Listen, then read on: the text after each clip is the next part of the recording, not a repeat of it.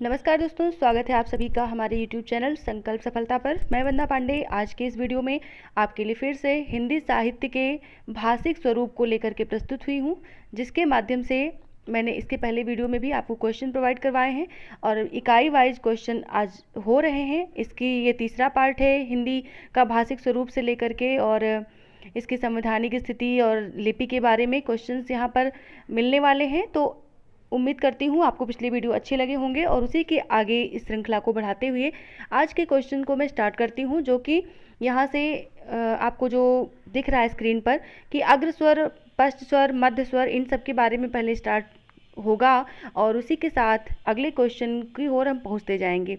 तो जो भी चीज़ें मैं उनको यहाँ पर क्लियर करती जाऊँगी। आप पहले ये ध्यान दीजिए कि जो भी क्वेश्चन है उसमें ऑप्शन जो सही होगा वो मैं बताने वाली हूँ। आप पहले प्रैक्टिस भी कर सकते हैं उसकी, और लास्ट में कमेंट करके बता भी सकते हैं कि आपके कितने क्वेश्चन सही हुए हैं। तो फिलहाल पहला क्वेश्चन शुरू करते हैं। अग्र स्वर कौन कौन से हैं? तो ऑप्शन आपको स्क्रीन पर दिख रहे होंगे। ई ए आ, ए आ, उ आ। इनमें से कौन से होंगे? तो इन ऑप्शन को मैं पढ़ने वाली थी, और मतलब नहीं पढ़ने वाली थी और आपको पढ़ के सुनाना पड़ा। आप जबकि देख पा रहे होंगे इन स्वरों को। तो इन स्वर में अग्र स्वर कौन सा है? तो आंसर ले लेते हैं यहाँ पर, कौन से अग्र स्वर हैं इसमें। तो आ, ई, ए, ये जो है अग्र स्वर हैं।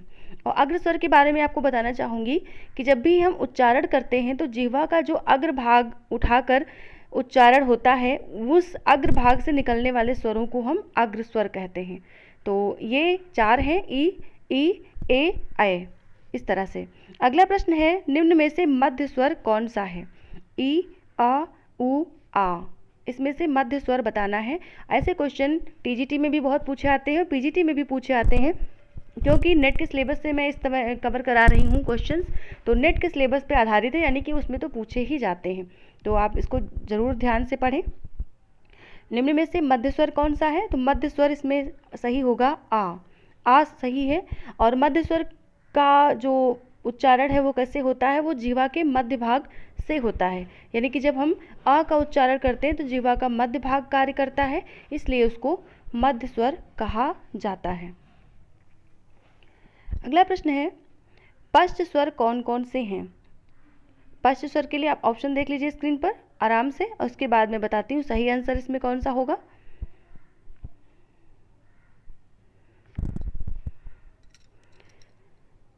तो इसमें सही ऑप्शन जो है वो है उ, ओ, आ। ये है आपका सही आंसर। पश्च स्वर में जीवा के पीछे भाग को उठा करके जिन स्वरों का उच्चारण किया जाता है वे स्वर पश्च स्वर कहलाते हैं। अगला प्रश्न है, संवृत स्वर कौन कौन से हैं? तो इसमें भी ऑप्शन आप देख लीजिए, इसके साथ हम बात करेंगे सही ऑप्शन की।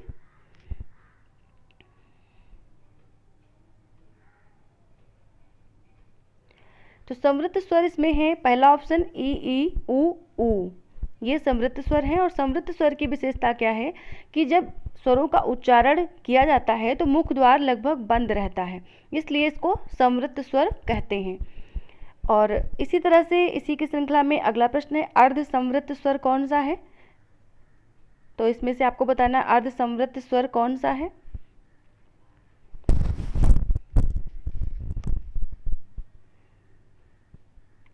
तो इसमें सही आंसर होगा ए तथा ओ। ये सही आंसर होगा ए तथा ओ। और इसमें इसके उच्चारण में अर्ध संवृत स्वर जो होते हैं, इसमें मुख का जो ऊपरी भाग है और जीवा के मध्य भाग की दूरी कम हो जाती है, यानी कि जब संवृत अधिक होती है तब ये अर्ध संवृत स्वर कहलाते हैं। तो इसको पहचानना थोड़ा सा मुश्किल होता है, इसको याद करना यानी कि रट लेना ही सबसे अच्छा उपाय है। चाहे जितना आप पहचानने की कोशिश करेंगे, आप पहचानने में थोड़ी सी भूल या गलती कर ही सकते हैं, इसलिए इनको रट लेना ज़्यादा सही है। अगर आपसे पूछा जाए अर्ध संवृत स्वर कौन से हैं, तो ए तथा ओ याद रखिए, फिर संवृत अपने आप ही याद हो जाएंगे। इसके अलावा निम्न में से विवृत स्वर कौन सा है? विवृत स्वर, विवृत स्वर में मुख जो है उच्चारण करते समय पूरा खुला हुआ होता है, तो उसे हम विवृत स्वर कहते हैं। तो यहाँ पर सही ऑप्शन होगा आ, बड़ा आ इसमें सही होगा। अगला प्रश्न है, अर्ध विवृत स्वर कौन कौन से हैं? ऑप्शन देख लीजिए, इसके बाद हम बात करते हैं कौन सा सही होगा।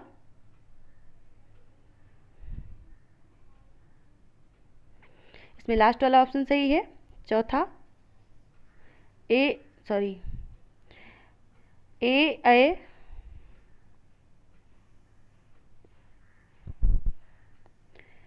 आ, ये लास्ट वाला ऑप्शन इसमें सही है।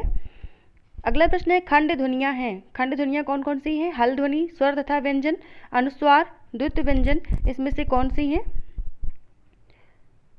हल ध्वनियाँ। तो इसमें सही ऑप्शन होगा आपका स्वर तथा व्यंजन। खंड ध्वनियाँ कही जाती हैं स्वर तथा व्यंजन। निम्न में से काकल्य व्यंजन कौन सा है? काकल्य व्यंजन का क्वेश्चन पूछा आता है, तो ये व्यंजन कौन सा है? या, श, हा, टा। तो इसमें सही ऑप्शन होगा हा इसमें काकल्य व्यंजन है। अगला प्रश्न है निम्न में से कौन सा व्यंजन प्रकंपित वर्ण है? ला, रा, शा या अड़ा? प्रकंपित वर्ण, सही ऑप्शन होगा रा सही है। अगला प्रश्न है निम्न में से उच्छिप्त व्यंजन कौन सा है? टाठा, डाढ़ा, डाढ़ा, अड़ा और इया। इसमें से उच्छिप्त व्यंजन कौन सा है?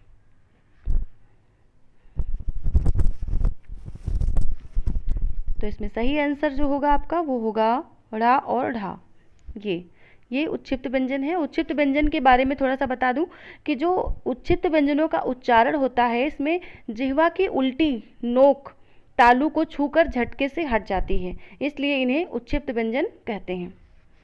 अगला है किसी भी वर्ग के पहले व तीसरे व्यंजन क्या कहलाते हैं? अल्पप्राण, महाप्राण, घोष, अघोष, इनमें से क्या कहलाते हैं? सही आंसर होगा आपका अल्पप्राण। पहले व तीसरे कहलाते हैं व्यंजन अल्पप्राण। अगला प्रश्न है निम्नलिखित में से घोष वर्ग हैं। उच्चारण में स्वर यंत्र में कंपन, उच्चारण में प्रयत्न अधिक न हो, खुला हुआ या बंद होना। घोष वर्ग कौन से हैं इसमें से? तो सही ऑप्शन होगा उच्चारण में स्वर यंत्र में कंपन होता है तो घोष वर्ग कहलाता है। अगला प्रश्न है निम्न में से किस समास का केवल प्रथम पद प्रधान होता है? पद यहाँ पे नहीं दिख रहा है, आप इसको पढ़ लें। पद प्रधान होता है तत्पुरुष, कर्मधारय, द्वंद्व, अव्ययी भाव, इसमें से कौन सा होगा? तो इसमें सही ऑप्शन होगा आपका अव्ययी भाव। अगला प्रश्न है कौन सा समास कारक से जुड़ा हुआ है? कर्मधारय, बहुब्रीहि, तत्पुरुष, द्विगु, इसमें से कौन सा जुड़ा हुआ है? तो सही ऑप्शन होगा तत्पुरुष। अगला प्रश्न है जातिवाचक संज्ञा का उदाहरण है। इस गिरोह का सरगना कौन है? आज भी देश में हरिश्चंद्रों की कमी नहीं है, इन लता कुंजों में अब प्राण नहीं है, लाल बहादुर शास्त्री पेशावर गए थे। जातिवाचक संज्ञा का उदाहरण बताना है, तो इसमें जातिवाचक संज्ञा उदाहरण है आज भी देश में हरिश्चंद्रों की कमी नहीं है। यहाँ पर व्यक्ति का नाम दिया गया हरिश्चंद्र, लेकिन यहाँ पर हरिश्चंद्रों की कमी नहीं, यानी कि इसको एक उदाहरण के रूप में प्रस्तुत किया जा रहा है और हरिश्चंद्र जो है पूरी जाति को यहाँ पर स्पष्ट करने वाला प्रतीक बन रहा है, तो ये जातिवाचक संज्ञा का उदाहरण है। अगला प्रश्न है इनमें अनिश्चयवाचक सर्वनाम कौन सा है? जो, सो, आप, तुम, स्वयं, खुद, कोई, कुछ। अनिश्चयवाचक सर्वनाम, सही ऑप्शन होगा कोई, कुछ। अगला प्रश्न ऐसी घटनाएं तो मैंने कभी नहीं देखी किस प्रकार के विशेषण का उदाहरण है?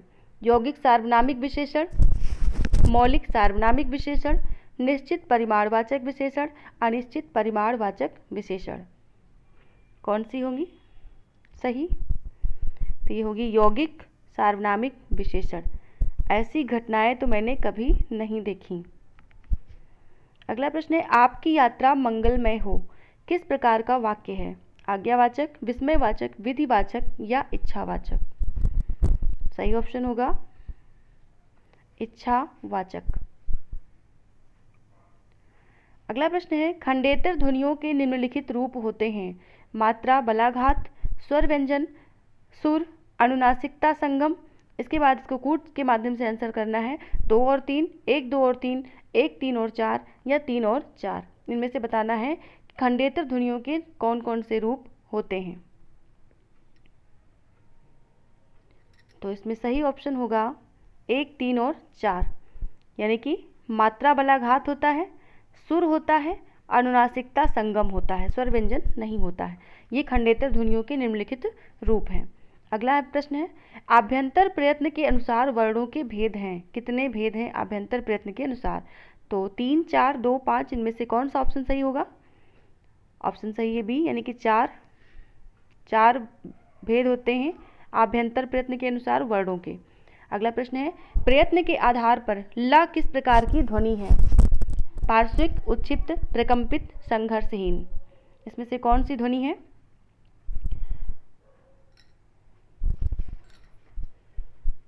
तो इसका सही आंसर होगा पार्श्विक। ला जो है वो पार्श्विक ध्वनि है। पार्श्विक ध्वनि क्या होती है, इस पर क्वेश्चन बनता है। तो मैं बता दूं कि जिन व्यंजनों के उच्चारण में जिह्वा के दोनों ओर से वायु बाहर निकल जाती है तो उसे पार्श्विक व्यंजन कहते हैं, जो कि इकलौता व्यंजन ला है। ला बोलने पर जिह्वा के दोनों साइड से वायु बाहर निकलती है, इसलिए इसको पार्श्विक कहा जाता है। अगला प्रश्न है, निम्न में से कौन सा युग्म सुमेलित नहीं है? त्रैमासिक, निरोग, परिमाणवाचक विशेषण, पहाड़ी दयालु, गुणवाचक विशेषण, यह वह, सार्वनामिक विशेषण, पहला तीसरा, संख्यावाचक विशेषण। इसमें से कौन सा जो है वो सुमेलित नहीं है? तो इसमें सुमेलित नहीं है त्रैमासिक, निरोग, परिमाणवाचक विशेषण। परिमाणवाचक में क्या होता है? मापतोल से संबंधित होता है, जैसे 2 किलो घी, 4 किलो चीनी, इस तरह से होता है परिमाणवाचक।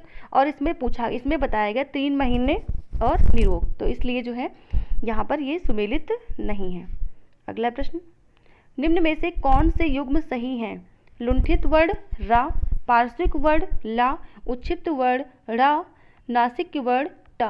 इसमें से कौन सा सुमेलित कौन से युग्म सही हैं? कूट के माध्यम से बताना है। 1, 3 और 4, 3 और 4, 1 और 2, 1 और 2 और 3। इसमें से कौन सा सही है? तो इसमें सही है 1, 2 और 3, चौथा सही नहीं है और बाकी सारे सही हैं। रा जो है वो लुंठित वर्ण है, ला पार्श्विक वर्ण है और हा ये उच्छिप्त वर्ण है, इसलिए 1, 2 और 3 यहाँ पर सही होंगे। अगला प्रश्न है, सुमेलित कीजिए कर्म कारक से के द्वारा, करण कारक से अलग, संप्रदान कारक को अपादान कारक के लिए या में पर। इनमें से मिलाना है और मिलाने के साथ साथ ये कूट नीचे दिए गए हैं, इनको आधार पर आंसर करना है।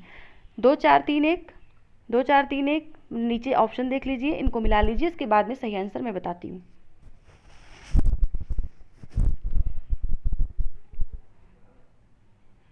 तो इसका सही आंसर जो होगा वो होगा 3, 1, 4, 2। 3, 1, 4, 2 क्यों होगा? क्योंकि कर्म कारक का चिन्ह होता है को और करण कारक का चिन्ह होता है से के द्वारा, संप्रदान कारक का चिन्ह होता है के लिए, अपादान कारक का से अलग के अर्थ में। तो ये सही ऑप्शन आपका होगा 3, 1, 4, 2। और उम्मीद करती हूँ आप लोगों को क्वेश्चंस अच्छे लग रहे होंगे। इसके साथ ही क्योंकि आपको पता है इकाई के आधार पर क्वेश्चन कराए जा रहे हैं, तो अभी तक हिंदी साहित्य का इतिहास शुरू नहीं हुआ है। इसके पहले की वीडियो आप देख सकते हैं, उसमें सारी इकाइयों पर क्वेश्चन करवाए जा चुके हैं लाइव वीडियो के माध्यम से, तो उनको आप सर्च करके देख सकते हैं या आपको डिस्क्रिप्शन में उनके लिंक मिल जाएंगे, तो वहाँ से भी देख सकते हैं। और ऐसे वीडियो पाने के लिए आप हमारे चैनल को सब्सक्राइब करें, बेल आइकन जरूर प्रेस करें जिससे कि नोटिफिकेशन प्राप्त हो। और साथ ही आपके सुझाव आमंत्रित हैं। आपको क्वेश्चन कैसे लगते हैं, कितने आपने क्वेश्चन सही किए, इन सब के बारे में कमेंट करने के लिए मैं आपको जो है प्रेरित करती हूँ और आप करें। इसके साथ ही जो भी टॉपिक पर आप वीडियो चाहते हैं वो टॉपिक भी लिख के बताएं, जिससे कि मैं अगली वीडियो उस पर दे सकूं। तो अगला प्रश्न लेते हैं, अलग होने की विशेषता निम्न में से किसकी है? संबंध कारक, अपादान कारक, संबोधन कारक या अधिकरण कारक की? अलग होने की विशेषता है अपादान कारक की। अगला प्रश्न है, सुमेलित कीजिए। सूची 1 को सूची 2 से सुमेलित करना है। एक तरफ संज्ञा है, एक तरफ उदाहरण है। जातिवाचक संज्ञा, समित, संघ, कुंज, इस तरह से आप इसको पढ़ लीजिए। नीचे ऑप्शन दिए गए हैं, उनको बताइए कि कौन सा इसमें सही होगा।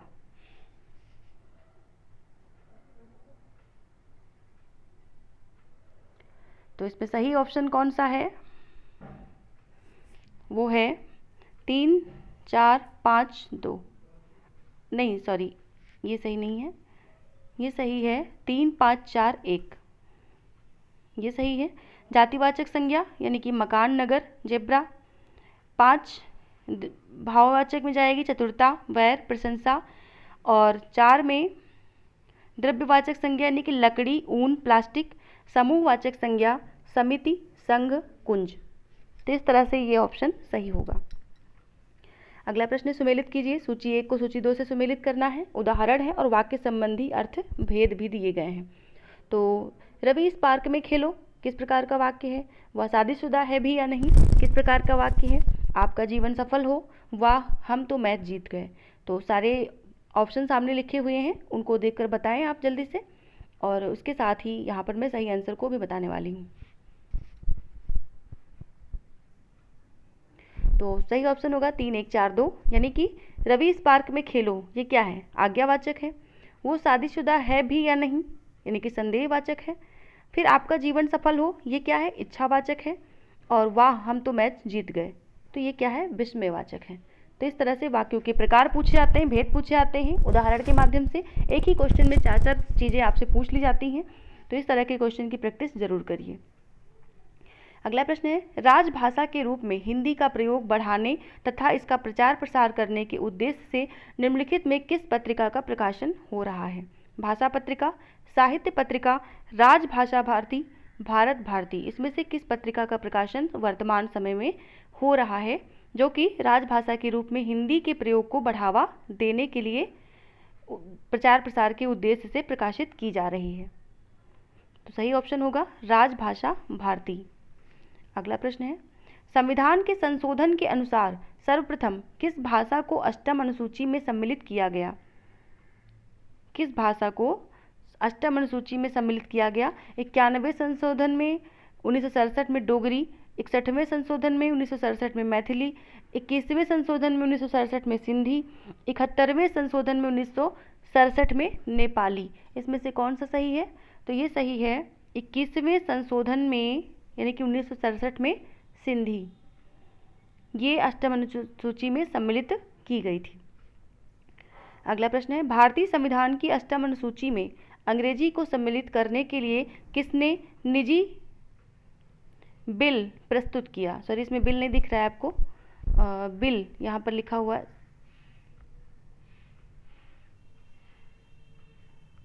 निजी बिल प्रस्तुत किया। Churchill, Burke, Anthony Smith, Frank Anthony. इसमें से किसने निजी बिल प्रस्तुत किया भारतीय संविधान की अष्टम अनुसूची में अंग्रेजी को सम्मिलित करने के लिए? तो ये हैं फ्रैंक एंथनी, इन्होंने निजी बिल प्रस्तुत किया था। अगला प्रश्न है, अगर हम हिंदी को नहीं अपनाएंगे तो राष्ट्र को एक नहीं बना पाएंगे, हिंदी के प्रति ये किसने कहा? महात्मा गांधी, सरदार पटेल, केशव चंद्र सेन, रविन्द्रनाथ टैगोर। इनमें से किसने कहा? तो सही आंसर इसका है केशव चंद्र सेन ने कहा। केशव चंद्र सेन ने कहा कि अगर हम हिंदी को नहीं अपनाएंगे तो राष्ट्र को एक नहीं बना पाएंगे। तो ये कथन है केशव चंद्र सेन का। और इसी के साथ आज के प्रश्न खत्म होते हैं। और इसी के साथ मैं बताना चाहूँगी कि अगले टॉपिक में, यानी कि अगले वीडियो में आपको मिलने वाले हैं क्वेश्चन हिंदी साहित्य के इतिहास से। तो हिंदी साहित्य के इतिहास के साथ क्वेश्चन लेकर के मैं प्रस्तुत रहूँगी। इसके साथ ही मैं बताना चाहूँगी कि अगर आपको इसके वीडियोज इससे पहले देखने हैं प्रैक्टिस के लिए, तो मैं क्वेश्चन ला ही रही हूँ। और इसके साथ अगर वीडियो देखने हैं तो आपको लाइव वीडियो जो यहाँ पर लिंक दिए गए डिस्क्रिप्शन में, वहाँ से आप जा कर के तरह तरह के वीडियो हर टॉपिक पर आप देख सकते हैं, जो कि इकाई 1 से लेकर के इकाई 10 तक के सम्मिलित हैं। और उम्मीद करती हूँ आपको वीडियो अच्छे लगे होंगे। साथ में इस वीडियो के माध्यम से आप मुझे क्या कहना चाहते हैं कमेंट बॉक्स में ज़रूर लिखें।